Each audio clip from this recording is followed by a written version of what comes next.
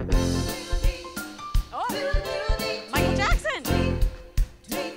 He rocks in the streets of all day long, hopping and bopping. Oh my God, how cute! Song. Oh, the little bird is on Jaybird Street. Love to hear the robin going tweet, tweet, tweet. Rock Robin. Oh, Rock Robin. This must be young. Hello? Yo, Rock Robin, 'cause it's really gonna rock tonight.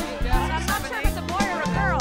Every little swallow, every chickadee, every little bird in a tall oak tree. The boys all down, the big black crow, flapping their wings, singing go, go, go, Rock Robin. Go, Rock Robin.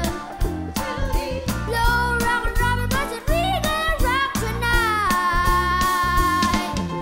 Tweedledee, tweedledee, tweedledee, tweedledee.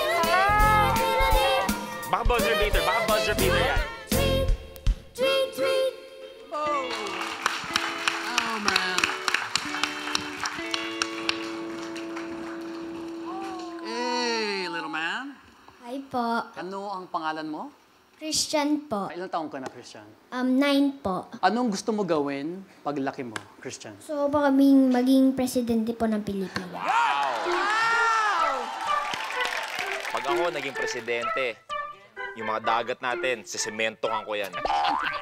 Comment ko lang, seasoning pa. Kailangan po ng konting control, diba? So it's about time lang.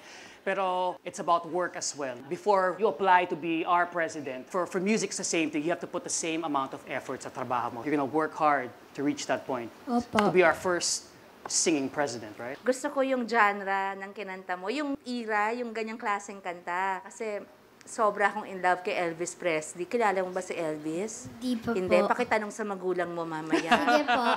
Oo. Wala na akong masyadong may dadagdag except to say na ang ganda ng taste mo sa music.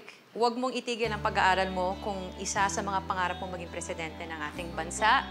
Opo. Pero huwag mong itigil yung pagkanta kasi talagang maganda yung boses mo. Thank you po. Thank you rin. Maraming salamat.